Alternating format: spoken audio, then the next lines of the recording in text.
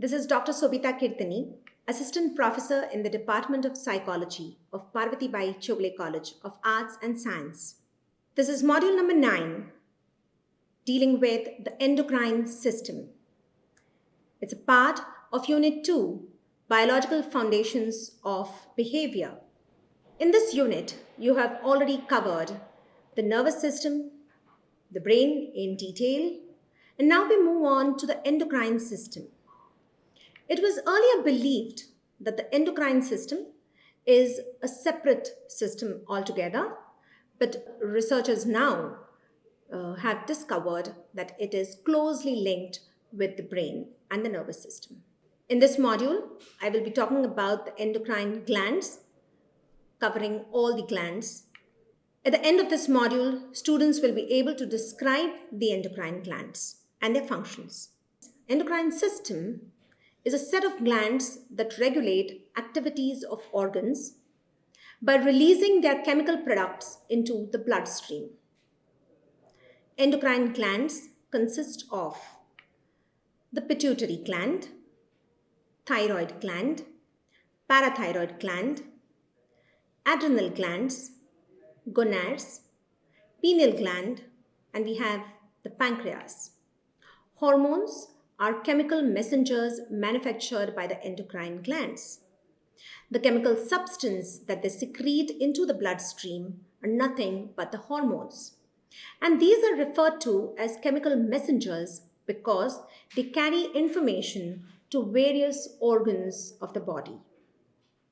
The bloodstream carries these hormones to all parts of the body. And membrane of every cell has receptors for one or more hormones. Pituitary gland is a pea-sized gland. It's a tiny gland located near the hypothalamus. Hypothalamus directly controls its functioning. If you remember, in one of the previous modules, while discussing about the hypothalamus, I had mentioned that hypothalamus is a vital organ, and you will be talking about this brain structure in various contexts. So here we have the hypothalamus controlling functions of the pituitary gland. Why does it control the function of the pituitary gland? Because the pituitary gland is a master gland. It controls the secretions of other glands. The pituitary gland in itself secretes hormones that control body growth. Adrenal glands are a pair of glands that sit atop the two kidneys. They are instrumental in regulating moods, energy level, and ability to cope with stress.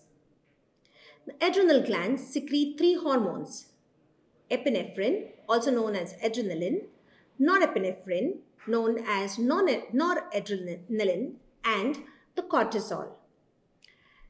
You must have come across epinephrine and norepinephrine as neurotransmitters while discussing the nervous system. The cortisol activates body's responses to stress and plays an important role in the regulation of immunity to diseases.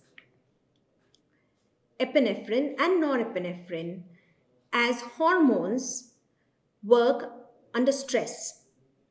Epinephrine helps a person get ready for emergency. This could be any emergency, like seeing an animal run towards you. The epinephrine acts on smooth muscles, heart, stomach, intestines, and sweat glands. The norepinephrine also alerts the individual for emergency, but it does so by interacting with the pituitary and the liver, islets of Langerhans. These are embedded in the pancreas. They regulate the level of sugar by secreting 2 hormones that have opposing actions. Glucagon causes the liver to convert glycogen into blood sugar and dump it into the bloodstream. So it raises the level of sugar in the blood when it is needed. Insulin reduces the amount of blood sugar by helping body cells absorb sugar in the form of fat. Blood sugar influences hunger motive and helps determine how energetic a person feels. When a person requires energy, glucagon is released. Gonads. These are two sex glands. In females, they are ovaries, and in males, they are testes. They secrete hormones, estrogen in females and testosterone in males. These are important in sexual arousal. They also contribute to the development of secondary sexual characteristics.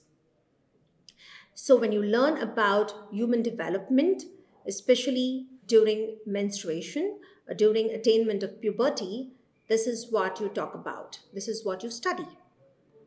There is emerging evidence that sex hormones play a role in guiding the development of the brain and changes in social behavior during adolescence. The thyroid gland. This is located just below the larynx, the voice box. It plays an important role in regulation of metabolism. Thyroid gland secretes a hormone called thyroxine. In children, proper functioning of the thyroid is necessary for proper mental development. A serious deficiency in childhood produces sluggishness, poor muscle tone, and a rare type of mental retardation called cretinism. In adults, people with low thyroxine levels tend to be inactive and overweight. So thyroxine is not only important at a younger age, but it continues to be important throughout. Parathyroid glands. The four small glands embedded in the thyroid gland are the parathyroid glands. They secrete parathormone. They are important in functioning of the nervous system. Too much parathormone inhibits nervous activity and leads to lethargy. Too little may lead to excessive nervous tension, activity and tension. We then have the pineal gland. Now this is located between the cerebral hemispheres attached to the top of the thalamus. So it has its place in the brain. Yes. Primary secretion is melatonin, and it's important in the regulation of biological rhythms, including the menstrual cycles in females, and daily regulation of sleep and wakefulness. So when we discuss circadian rhythms, we're talking about melatonin and the pineal gland. Now, what the melatonin does is it helps in regulation of body rhythm, biological rhythm, whether it is to do with sleep and wakefulness or it is to do with regular menstruation. Melatonin levels seem to be affected by the amount of exposure to sunlight. So, as we are exposed to sunlight, melatonin secretion drops. But as we are in the dark, melatonin secretion increases, and this makes us sleepy.